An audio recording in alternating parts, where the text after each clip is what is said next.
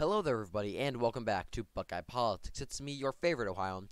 So today we're going to be looking at the newly passed congressional map for the state of Ohio. Just passed in the state house and state legislature a couple days ago. It's on 538. It's all over the internet. So we're going to be taking a look at it. And so for those of you who don't know, Ohio and North Carolina have been at the center of redistricting lawsuits.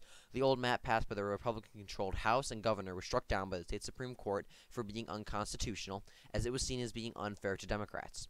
The Democrats received around 40% of the vote in the 2020 elections across the state of Ohio, but the newly map that was passed by the Republicans will give the GOP more than 75% of representation. But I think that's absolute bullshit. I mean, look at New York. I mean, the Republicans probably receive, what, about 35, maybe 35% of the vote in the state of New York. And let's see, we get 1, 2, 3. We get 3 districts. Oh, this is fine. This is fine. This is fine. You know, look at this shit. So we get 30 to 35% of the vote in New York, and we get 4 districts. I mean, yeah, there's a couple swing districts, and some of these could possibly be competitive. I believe New York's 3rd has Curtis Sliwa running in it, and New York's 11th, I think, could technically possibly flip. It's a long shot, though. But, yeah, I mean, New York's map is absolute bullshit, I mean, even though we still got 35% of the vote in here. And I also want to take a quick look at the state of Maryland. Maryland, in my opinion, and Maryland and Illinois have by far the worst, although New York's is pretty bad. I mean, look at this. Maryland's is pretty gerrymandered. The Republicans got like 30 to 35% of the vote in the state of Maryland in the 2020 election. But we get 1 seat out of, what, 1 out of 8? Yeah, 1 out of 8. So we get 1 out of 8, but we basically get, let's see, 1/8. I'm shit at math, but 1/8 is about, never mind, you get the point. It's like 15% of the representation, but we give Democrats 25%, and they freak out, and everything gets taken down. I completely fucked up that math, by the way. I'm sorry. That's probably really bad math. 1/8 is 15%. We don't talk about that. If someone make that a quote, though, that would be funny.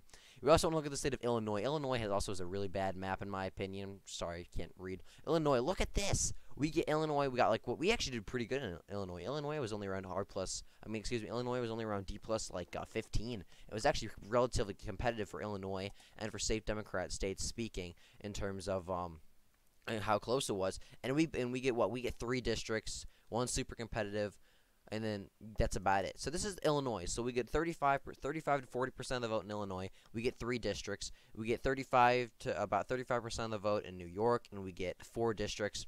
And we get about 30% of the vote in Maryland, and we get 1 district. And you know that's totally fair. That's completely okay. That's okay. You know, we love that. We love that. But then we get Democrats get 40% of the vote in Ohio, and Republicans get 75% of the representation, and suddenly everything goes to shit. So I don't know. I think that that's a little unfair in my opinion, but you know, maybe I'm just not cool enough to understand.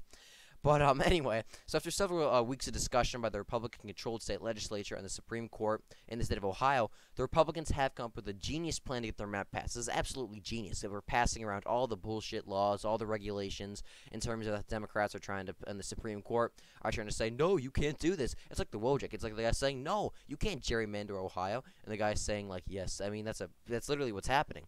So the redistricting map that has to be in place before the May 3rd primaries, and it's kind of hard to vote for your candidate if you literally don't have any districts for them to run in. So for that reason, whatever map is passed by the state legislature before May 3rd and is not taken down will just stick. That'll just be the map.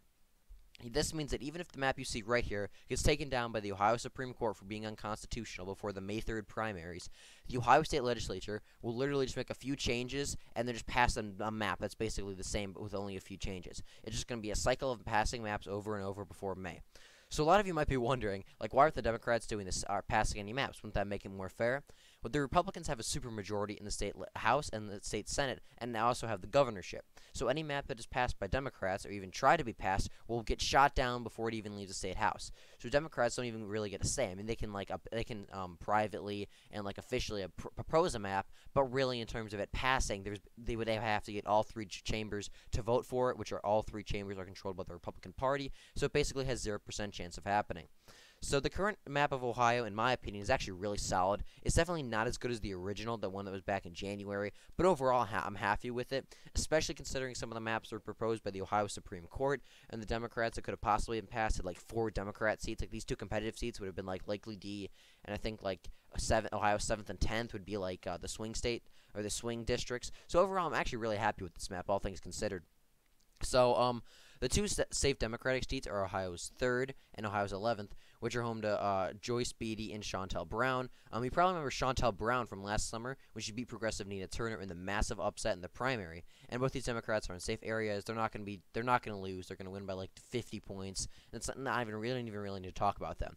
But it's the two swing districts are the 13th district, which is home to Summit County and parts of, I believe, Trumbull County, and also Ohio's 1st District, which is home to Steve Chabot, which is basically Cincinnati, Hamilton County, the former Republican stronghold.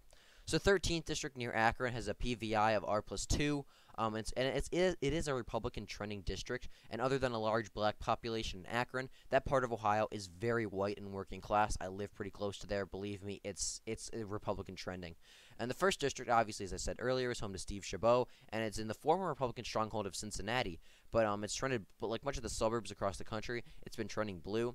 And so, in my opinion, Steve Chabot really got screwed over by this map. He'll probably hang on in 2022, just because it's going to be such a huge Republican wave year. But after that, in an even environment or a Democrat and favorable environment, Steve Chabot is screwed. So I feel really bad for him. But Jim Jordan, as you all know and love, he's a very strong member of the Republican House. He has a high-ranking position. He got placed in an even safer district.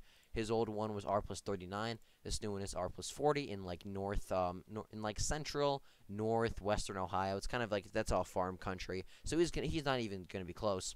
And I do think it's funny that even though Tim Ryan at this point is all but confirmed running for the Senate, we're still screwing him over. We're putting his old district in R+19 district against David Joyce. This is so funny to me. I don't know why, but just so funny that the Ohio Democrats know that Tim Ryan is running for Senate. They know he's not even in the House, but we still make his district R+19 just for the memes. It's so funny. I love it. But anyway, like I said, Tim Ryan got absolutely screwed over. So actually, we're going to go back to Ohio's 13th district and check back in with Shay Hawkins, who we interviewed on the show a few weeks back, and he is actually now running in the 13th district. As I said earlier, the 13th is a more competitive district in the state, and Shay Hawkins is not only solid on the issues, but he's very electable. He outperformed Trump in a state house race by over 20 points back in 2020 in Cleveland. It was like in East Cleveland. And his story is inspiring, and I really hope he gets into Congress. I highly suggest you check out the interview we did with him. It will be in the description, and he has my endorsement for that primary. So with that, I hope you all enjoy this video on redistricting in Ohio. It's a very complicated process, but I think we covered our basis very well. Thanks for watching, and be sure to like and subscribe for more.